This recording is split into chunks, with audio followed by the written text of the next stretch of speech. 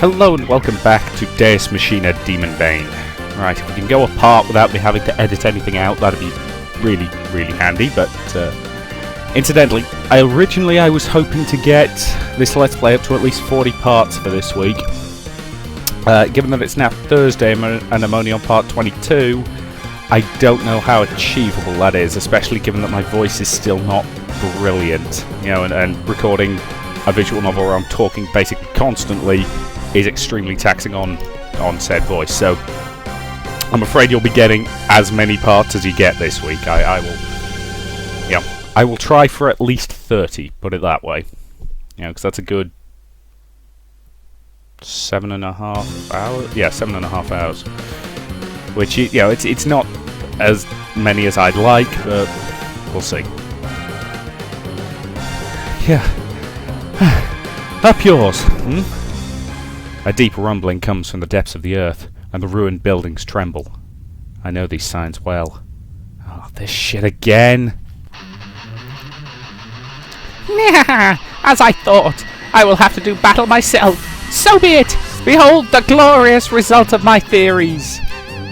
Dr. West's guitar play grows in intensity, and just as the wailing reaches its peak, something happens.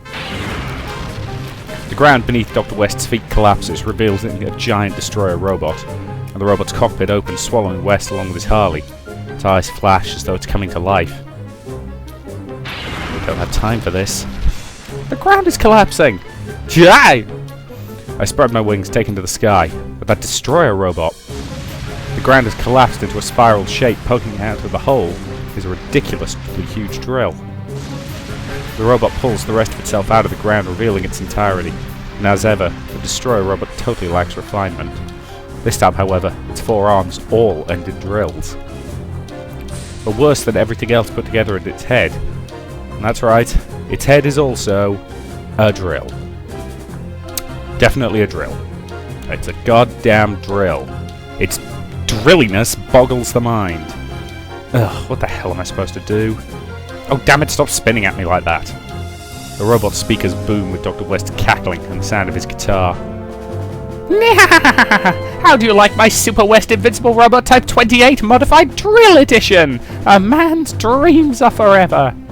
You won't catch me with my pants down this time. Carve the legend of this most powerful robot into your soul. You can tell it in hell. Ah, shit. His timing really couldn't be worse. Take this! This is the romance of man and science. Ultimate attack! The deafening sound of his guitar blasts from the speakers, and matching his beat, the drills pick up speed. A shrill whine pierces my ears, and the air glows red from friction, and a spiraling wave of energy forms around the drills. What? Drill Tornado Crusher! The robot thrusts out its drills, and the energy is released with a thunderous roar. It turns into a giant tornado that's heading right for us. Look out! We'll be drawn in! Ugh.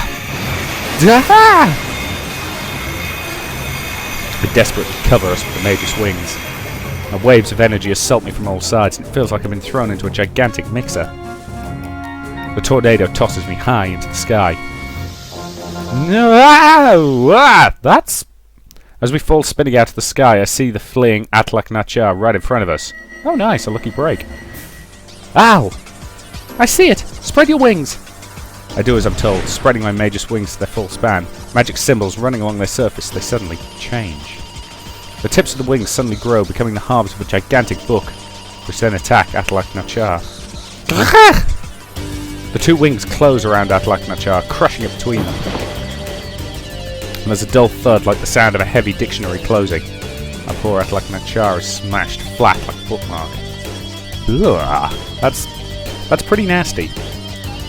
Fool, calm yourself and look. The wings open, but there's no splattered Atlak-Nachar inside them. Instead, several sheets of paper are glowing faintly in the darkness. I stare in disbelief. These are Al's pages. Access! Decipher Air3's encryption. Override program. Return to thy true shape, my fragments. And when Al completes her chant, the pages are drawn into my bodysuit.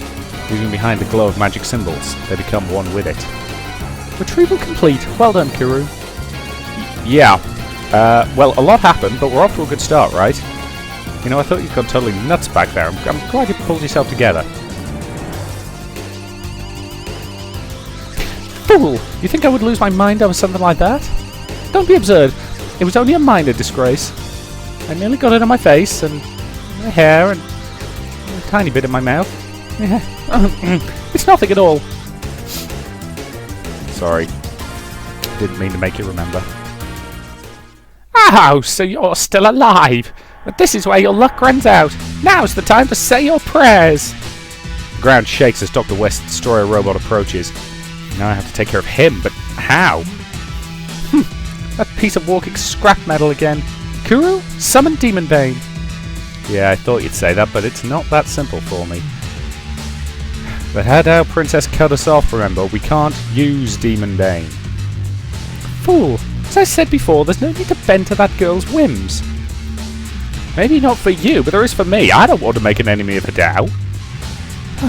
Why are humans always so bound by such trifles? So how do you plan to fight without Demonbane? Surely you don't mean to fight bare-handed like Master Therion? Don't make me laugh. The difference between you and him is far too great. Sorry, just topping my drink up. You don't have to tell me that. That's why I'm trying to figure out what to do right now.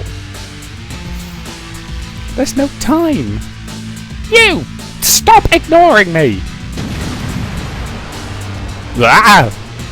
Angry at being left out of the conversation, Dr. West starts shooting missiles at us. Oh damn, he needs some anger management. Come on, what's wrong? Aren't you going to call that robot?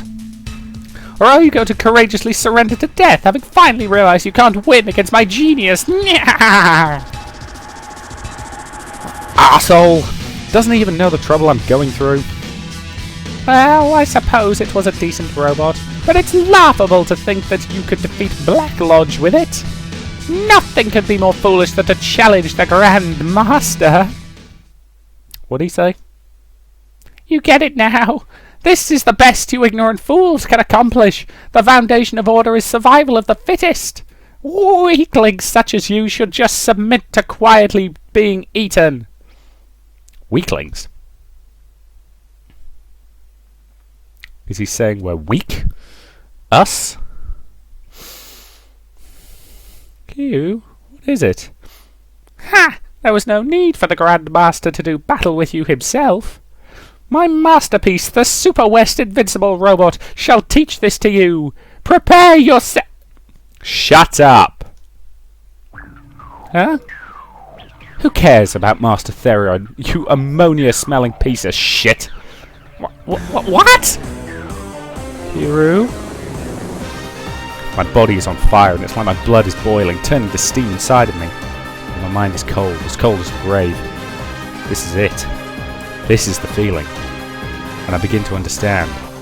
This is what it is to awaken as a sorcerer. It's like my mind is looking down upon the entire world from way up on high, while power flows from somewhere deep within my body. And at this moment, I can do anything. Yeah, I'll do whatever it takes. A summoning field. Let's call it, Al. Huh? I'm tired of worrying about what's convenient. Let's show this idiot who he's dealing with. Of course. Damn you! You dare to call me a piece of shit? This great genius? The destroyer robot waves its drills. Okay, time to get dressed for the steel ball, Dr. West. From the hate-scorched sky, with righteous anger in our hearts, we draw forth the sword that smites evil. Thou art the innocent blade, Demonbane. The imaginary expansion catapult is activating. Demonbane is being distributed. This is the third time, and once again Demonbane is activating against Hadao's will. And there's no longer any need to ask the reason. The Buddha only smiles thrice, they say. It's not like she couldn't predict it, even though she furrows her brows angrily on the surface. Ruri has already calmed down. What should we do, Commander? An emergency stop? Wouldn't work. I imagine, as loath as I am to admit it, control of Demonbane is in their hands. No one can interfere from the outside. It's unfortunate, but it would appear that we have no choice but to watch. However, our efforts are needed to minimize the damage, have all citizens within 10 kilometers evacuated, and let's at least make sure that the Lumeria impact remains in our control. Roger. Demonbane materializing in real space. Coordinates ruined sector 43. Shockwave incoming. The main monitor switches to a bird's eye view of Demonbane's coordinates, just in time to see the atmosphere ripple as the overwhelming mass takes shape. Her eyes glued to the image, Rory declares coldly. Certainly can't overlook it this time. Winfield, depending on the results of this battle, we may have to deal with this Deus Kuru by extra-legal means. Yes. God, I'm trying to help.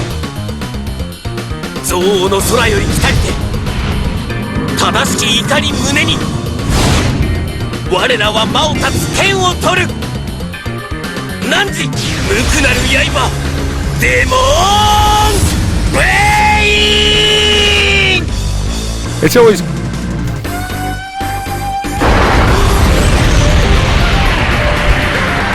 As I say, what's I saying? Oh yeah, it's always interesting whenever you hear people speaking in a different language.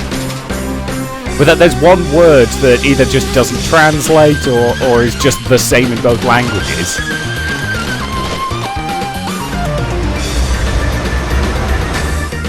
I still find it weird that she looks like she's wearing a motorcycle helmet.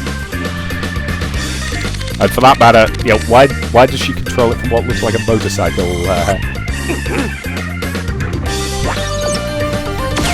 I swear these animations are getting longer.